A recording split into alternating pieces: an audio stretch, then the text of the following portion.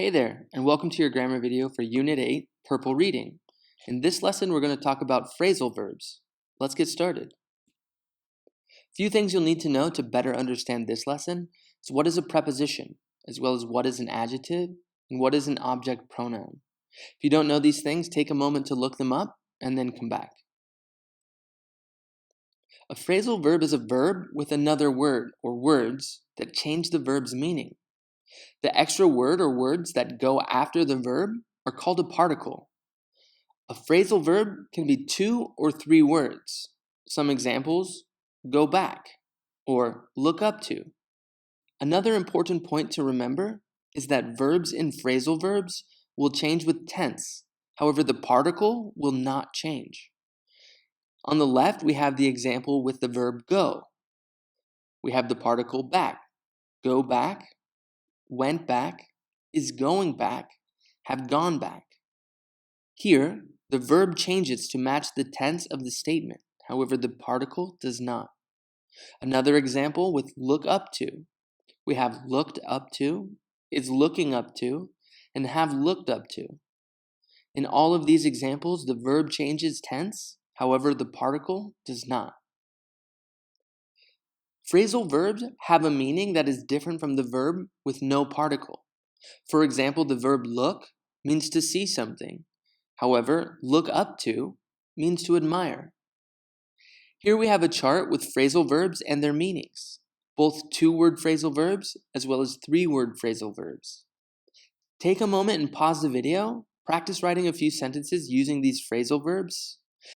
You'll have to remember, there aren't any rules. You just need to remember the meaning of phrasal verbs. Some phrasal verbs can be separated by an object. They're called transitive or transitive phrasal verbs. The object can go after the verb and particle or between the verb and particle. Some examples: we have tune out. The object would be the noise.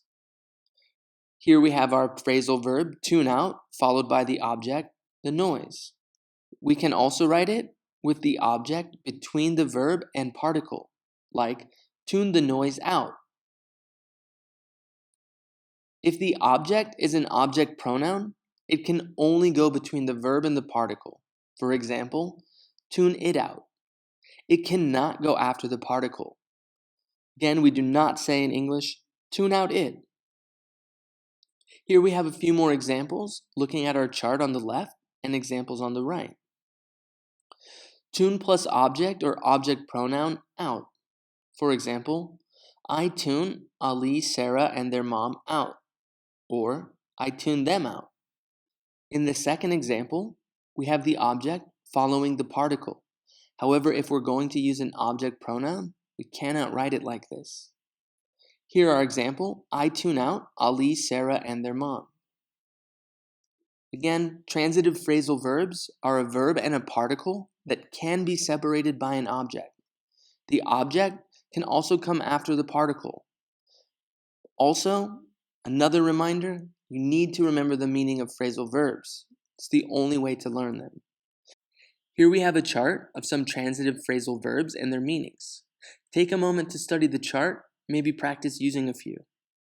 You'll also need to remember that some transitive verbs must be separated by an object. It cannot come at the end. For example, I talked them into helping me. She talked Sarah into coming with her. In this example, we must place the object between the verb and the particle. An intransitive phrasal verb is a verb and particle that cannot be separated by an object. The object must come after the particle. Again, you'll need to remember the meaning of these phrasal verbs. Here we have another chart. Pause the video and have a look. It's also important to keep in mind that some phrasal verbs have different meanings. We know if it's intransitive or transitive based on the meaning. For example, turn up can mean to increase. This is transitive and can be separated by an object. Turn up can also mean to appear. This is intransitive and cannot be separated by an object. We also have 3-word phrasal verbs, where a verb and particle are followed by a preposition that cannot be separated by an object. the object must come after the preposition. Again, you'll need to remember the meaning and the word order of these phrasal verbs. Here we have a few examples. Pause the video and practice writing some sentences using them. Now, let's review a little bit. It's important to remember the meaning and word order of phrasal verbs if you want to use these successfully. Here we have a list of some phrasal verbs. We have some that can be separated by an object, others that must be separated by an object, as well as some that can't be separated by an object, and some example 3-word phrasal verbs. Always remember that in 3-word phrasal verbs, the preposition is the last word. Take a moment to pause the video, practice using some of these phrasal verbs. Now, let's take a practice quiz.